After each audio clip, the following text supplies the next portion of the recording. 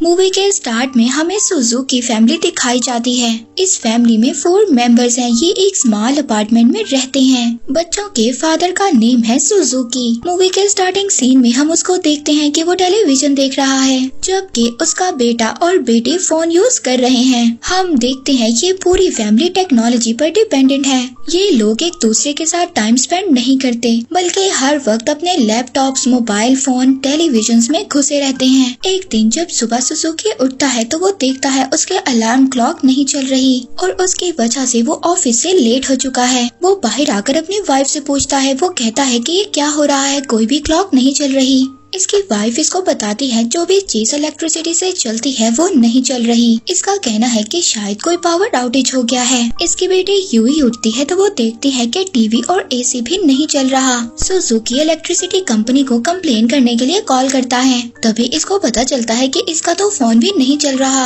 अब बच्चे और इनके फादर सुजुकी सभी ऑफिस और स्कूल के लिए रेडी हो जाते हैं। अब जब ये लोग एलिवेटर के पास जाते हैं तो वहाँ पर जाकर देखते हैं कि बहुत सारा क्राउड था। ये लोग एलिवेटर के पास जाना चाहते थे, मगर पावर आउटेज की वजह से वो एलिवेटर भी नहीं चल रहा था। इसके बाद ये सभी लोग सीढ़ियों का इस्तेमाल करते हैं ग्राउंड तक जाने के लिए। ये सभी लोग हैरान और परेशान थे कि ऐसा क्या हो गया। पूरी सिटी में इलेक्ट्रिक आउटेज हो गया, जिसकी वजह से इलेक्ट्रिसिटी से चलने वाली कोई भी चीज नहीं चल रही। अब सुजुकी तो पहले ही ऑफिस से लेट हो चुका था। ये ट्रेन से जब ऑफिस जाना चाहता था तो इसको पता चलता है कि अब तो ट्रेन भी नहीं चल रही पावर आउटेज की वजह से। अब हम देखते हैं कि सभी लोग बस से जाना चाहते हैं, मगर इलेक्ट्रिसिटी और फ्यूल से चलने वाली सभी चीजें बंद हो चुकी थी। दूसरी तरफ हम सुजुकी के बेटे को देखते हैं जो बाइसिकल पर जा रहा है। वो देखता है कि सिटी में कोई भी व्हीकल काम नहीं कर रही, बल्कि लोग इसकी बाइसिकल को देखकर जेलस हो रहे हैं। अब सुजुकी जब ऑफिस पहुंचता है तो वो देखता है कि ऑटोमेटिक डोर ऑफिस का नहीं खुल रहा और साथ ही में किसी की भी वॉच काम नहीं कर रही। अब यहाँ पर कुछ लोग उस ऑटोमेटिक डोर को तोड़कर ऑफिस के अंदर जाते हैं और तो और जब ऑफिस के अंदर जाकर देखते हैं तो वहाँ पर कोई भी कंप्यूटर नहीं चल रहा।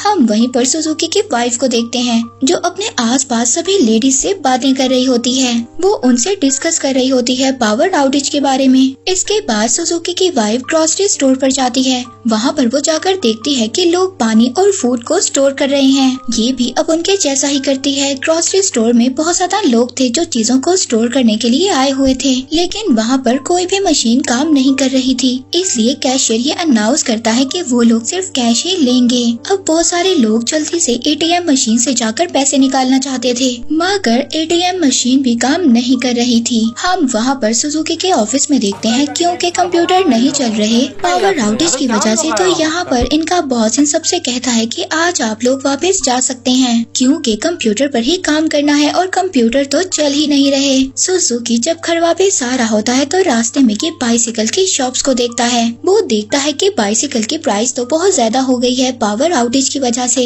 मगर इसके बावजूद वो एक बाइसिकल खरीद ही लेता है। अब रात को हम सुजुकी की फैमिली को देखते हैं जिनके घर में लाइट नहीं आई हुई। इन्होंने कैंडल जलाई हुई है और ये मिलकर डिनर कर रहे हैं। अब जब सुजुकी का बेटा वॉशरूम में जाता है तो वो जाकर देखता है कि टॉयलेट का फ्लश भी काम नहीं कर रहा और तो और सभी टैप्स ने भी काम करना छोड़ दिया है। अब सुजुकी की बेटी भी यहाँ पर बहुत ज्यादा परेशान हो गई थी। वो ये सोच रही थी कि लाइट तो गई, मगर यहाँ पर टैप्स का बंद होने का तो कोई काम नहीं बनता क्योंकि टैप्स तो इलेक्ट्रिसिटी पर काम नहीं करती। अब डिनर के बाद हम देखते हैं सुजुकी के बेटा और बेटी अपने रूम में जाते हैं। वो बहुत ज्यादा बोर हो गए थे क्योंकि इनका सेलफोन काम नहीं कर रहा था और ना ही इंटरनेट था। इसके बाद ये फुल फैमिली बालकनी में जाकर आसमान को देखने लगते हैं। ये बालकनी से देखते हैं कि पूरा शहर अंधेरे में है, सिर्फ तारे ही हैं जो उस शहर को अपनी रोशनी दे रहे हैं। हम देखते हैं कि पहली बार ये फैमिली मिलकर टाइम स्पेंड कर रही थी और एक्चुअली में ये सब इसको एंजॉय कर रहे थे। पावर आउटेज को होते होते 3 दिन गुजर गए हैं और सुजुकी के घर की हालत बहुत ज्यादा खराब थी।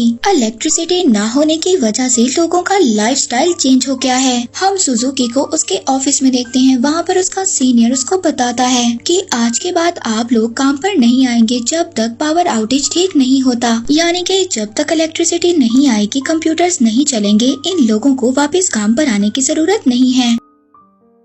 अब अब ये सुनकर सुजुकी बहुत ज्यादा परेशान हो जाता है। वो अपने सीनियर से कहता है कि अगर हम काम पर नहीं आएंगे तो पैसे कैसे कमाएंगे, हमें अपने बच्चों को भी तो खिलाना है। अब ये सब बातें सुनकर उसका सीनियर उससे कहता है अब जैसी कंडीशंस चल रही हैं, ज्यादा देर तो आप टोक्यो शहर में नहीं रह सकते, क्योंकि मुझे ऐसा लगता है इन कंडीशंस के साथ ऐसा टाइम आएगा कि खाने और पीने की भी कमी हो जाएगी, क्योंकि हम देखते हैं कि लोग इस टोक्यो शहर को छोड़कर इस कंडीशन की वजह से जा रहे हैं। और अब सुजुकी भी ऐसा ही करना चाहता है। सुजुकी की वाइफ पास वाले वाटर टैंक से पानी भरने जाती है, मगर वो देखती है वहाँ पर तो बहुत ज्यादा क्राउड है, वहाँ पर बहुत ज्यादा लोग खड़े हैं और फिर इन सभी लोगों को वापस भेज दिया जाता है, क्योंकि टैंक्स भी काम नहीं कर रहे, क्योंकि इन टैंक से पानी खत्म हो गया है। अब सुजुकी बैंक जाता है पैसे निकलवाने के लिए, मगर इसको भी वापस भेज दिया जाता है। अब पावर आउटेज को 7 दिन हो चुके हैं और इलेक्ट्रिसिटी शहर में अभी तक नहीं आई। सभी ग्रोसरी स्टोर्स, ऑफिसेज, स्कूल सभी बंद हो गए थे इलेक्ट्रिसिटी न आने की वजह से। यहाँ तक कि सभी फैक्ट्रीज भी बंद हो गई थी और सभी लोग कंट्री साइड की तरफ मूव कर रहे थे। अब सुजुकी की फैमिली भी ये डिसाइड करती है कि हम लोग भी कंट्री साइड की तरफ जाएंगे। ये अपने बैग्स में अपने खाने की चीजें और जरूरत की चीजें सभी पैक्स कर लेते हैं और अब ये सभी लोग बाइसिकल के साथ मूव कर रहे होते हैं। ये लोग अपने साथ पानी भी रखना चाहते थे, मगर पानी की कीमत बहुत ज्यादा थी, मगर फिर भी ये लोग किसी तरह से मैनेज कर लो प्राइस पर पानी की बोतल्स ले लेते हैं। अब ये एक जगह पर रुकते हैं, रेस्ट करते हैं और खाते हैं और इसके बाद दोबारा से अपने सफर पर चलने लगते हैं। अब आखिरकार ये लोग एयरपोर्ट पहुंचते हैं, जहां पर से इन्होंने फ्लाइट लेनी थी अपने गांव की तरफ। इनको बताया गया था कि एयरपोर्ट से अभी भी फ्लाइट्स जा रही हैं, इसीलिए ये लोग एयरपोर्ट पर पहुंचे थे, मगर एयरपोर्ट पर भी लोगों का बहुत ज्यादा क्राउड था। ये लोग आगे जाकर पता करते हैं, तब इन्हें पता चलता है कि फ्लाइट्स भी कैंसिल हो गई हैं और जब तक पावर वापस नहीं आती फ्लाइट्स भी नहीं चलेंगी। इन्हें कुछ भी समझ नहीं आ रही थी। हम देखते हैं कि ये एक होटल में एक रात गुजारते हैं। होटल का ऑनर इनकी कंडीशन देखते हुए इनसे ज्यादा चार्जेस लेता है। अब डिनर करते हुए ये लोग डिसाइड करते हैं कि फ्लाइट्स तो जा नहीं रही, इसीलिए इन्हें अपने गाँव बाइसिकल पर ही जाना होगा। अगले दिन के एक बुक स्टोर से एक मैप लेते हैं अपने गाँव की लोकेशन देखने के लिए। ये लोग अपनी जरूरत की चीजें लेते हैं और अपने सफर पर निकल जाते हैं। कुछ देर बाद साइकिल चलाते चलाते आखिरकार ये एक हाईवे पर पहुंच जाते हैं, जहां पर और भी सारे लोग थे जो दूसरी कंट्रीज की तरफ मूव कर रहे थे। अब रात गुजारने के लिए ये एक कैंप में रुकते हैं। वहाँ पर इनके दूसरे ट्रैवलर फेलोज भी थे, पर तभी एक आदमी इनसे पानी मांगता है। ये उसको पानी नहीं देते, ये कहकर कि ये इनकी लास्ट वाटर बॉटल है। ये लोग रात गुजारते हैं और फिर अगले दिन अपने सफर को स्टार्ट करते हैं और एक डार्क टनल के अंदर से गुजरते हैं। टनल में बहुत ज्यादा अंधेरा था और वहाँ पर लुटेरे भी थे। तभी हम देखते हैं कि एक लेडी इनकी हेल्प करती है। ऐसे ही दिन गुजरते जाते हैं और अब 16वां दिन है पावर आउटेज को, यानी कि 16 डे। अब फैमिली दरिया के किनारे बैठी होती है और यहाँ पर इनकी लास्ट वाटर बॉटल भी खत्म हो जाती है। अब सुजुकी डायरेक्टली दरिया से पानी पीता है, क्योंकि इनके पास कोई और रास्ता नहीं था। अब ये लोग दोबारा से अपना सफर स्टार्ट करते हैं, तभी रास्ते में तूफानी बारिश आ जाती है। ये सब लोग अपनी सारी चीजें छोड़कर एक महफूज जगह पर पनाह लेते हैं। तूफान के बाद ये लोग अपनी चीजों के पास वापस जाते हैं। अब यहाँ पर ये लोग देखते हैं कि सुजुकी के बेटे की बाइसिकल का टायर खराब हो गया है, साथ ही में इनका खाना भी गिर गया है और इनके कपड़े भी खराब हो गए हैं। अब टाउन में बच्चे खाना ढूंढने के लिए जाते हैं, जबकि इनके पेरेंट्स एक जगह पर आराम करने के लिए रुकते हैं। आखिरकार बच्चों को एक ग्रोसरी स्टोर मिलता है। यहाँ पर लड़का तो अपना बाइसिकल टायर ढूंढ रहा होता है, अब जो कि उसे वहाँ से नहीं मिलता, और लड़की खाने की चीजें देख रही होती है, जो कि इनके आने से पहले ही लोग उठा चुके थे। तभी इनको वहाँ पर बैटरी वाटर की बोतल मिलती है, जो कि एक डिस्ट्रिक्ट वाटर था और ये लोग उसको पी सकते थे। लड़की को कैट फूड मिलता है और वो ये सोचती है कि वो इसको ही खा लेगी। अब वो अपने पेरेंट्स के सामने जाती है और जाकर ये खाना खा रही होती है, जो इसको बिल्कुल भी पसंद नहीं आता।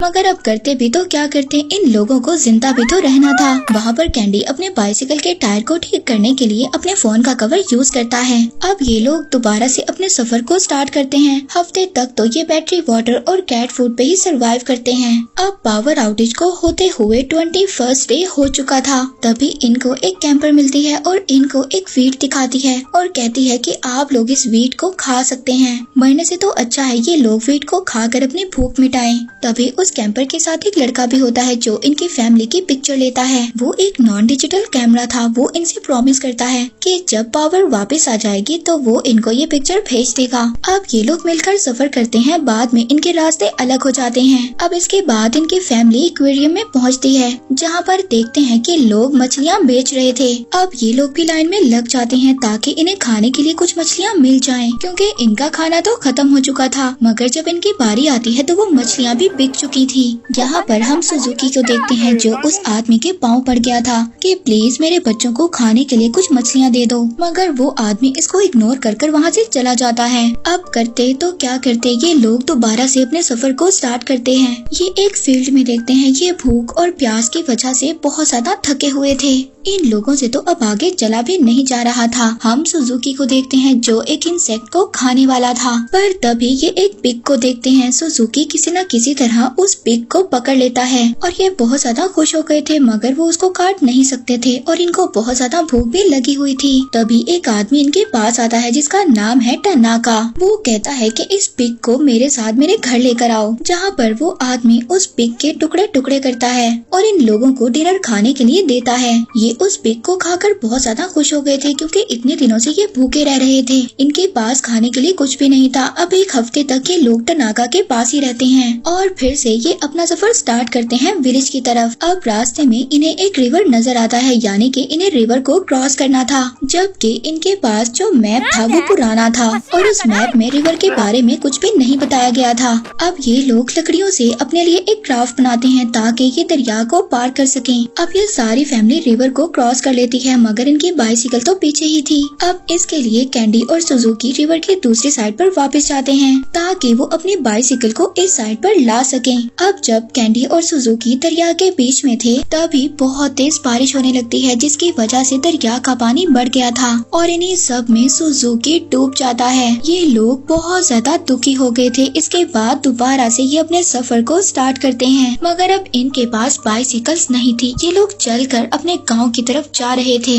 ये लोग रेलवे ट्रैक पर से गुजर रहे होते हैं, तभी कुछ डॉग्स इन पर अटैक कर देते हैं। इन डॉग्स में से एक डॉग इनकी मदर पर अटैक करता है। वो रोड से नीचे जाकर गिरती हैं और उनकी टांग टूट जाती है। बच्चे अपनी मदर को रोड पर लेकर आते हैं, मगर वो डॉग्स दोबारा से इन पर अटैक करने के लिए आ गए थे। पर तभी हम देखते हैं कि पीछे से ट्रेन आ रही थी। वो ट्रेन इन पर नहीं चढ़ती और डॉग्स भी भाग जाते हैं। अब वो ट्रेन रुक इसलिए गई थी क्योंकि वो कोल पर चलती थी। ट्रेन के लोग ट्रेन में से उतरकर उस फैमिली को अंदर लेते हैं और उनकी हेल्प करते हैं और साथ ही उन बच्चों की मदर की टांग पर पट्टी भी करते हैं। नेक्स्ट सीन में हम सुजुकी की बॉडी को देखते हैं जो दरिया के किनारे पर पड़ी थी, मगर लकीली वो अभी भी जिंदा था। वो दरिया से बाहर निकलता है और पास खड़े एक ट्रक में जाकर टेक लगाकर बैठ जाता है। तभी हम देखते हैं इसके पास से वही ट्रेन गुजरती है जिसमें इसकी फैमिली भी है। सुजुकी ट्रेन में मौजूद लोगों की अटेंशन लेने के लिए एक स्मोक टॉर्च का यूज करता है। आखिरकार के ट्रेन रुक जाती है और ट्रेन में मौजूद लोग सुजुकी को अंदर ट्रेन में ले लेते हैं और हम सुजुकी की फैमिली को देखते हैं जो दोबारा से रीयूनाइट हो गए हैं और बहुत ज्यादा खुश हैं। ये ट्रेन इन लोगों को इनकी मंजिल तक लेकर जाती है और ये लोग बहुत सालों के बाद अपने नाना को देखते हैं और उन्हीं के साथ उनके गाँव में रहना स्टार्ट कर देते हैं।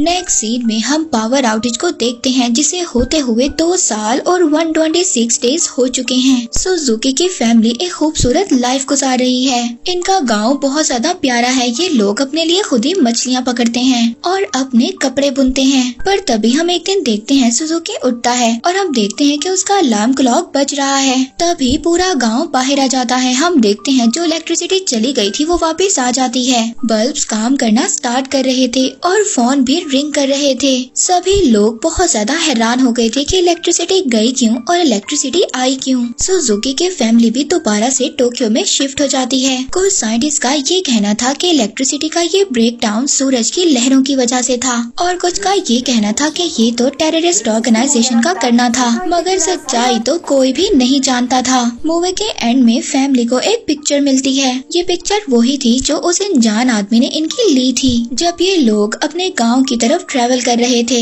इस इलेक्ट्रिसिटी के ब्रेक डाउन ने इन लोगों को समझाया कि किस तरह से उन्होंने अपनी लाइफ में मौजूद छोटी छोटी चीजों की कदर करनी है और उन्हें बताया कि किस तरह छोटी छोटी छोटी चीजें हमारी लाइफ में हमें खुशी देती हैं। और इस इलेक्ट्रिसिटी ब्रेकडाउन ने बताया कि फैमिली का प्यार ही सब कुछ है, बिल्कुल सुजुकी की फैमिली की तरह, जो बिल्कुल भी एक दूसरे का ख्याल नहीं रखते थे, अपने फोन्स और लैपटॉप्स में लगे रहते थे। और जब उन पर मुश्किल आई, उन्होंने एक साथ टाइम गुजारा तो उनको पता चला यही लाइफ है। और इसी के साथ ये मूवी यहीं पर एंड हो जाती है।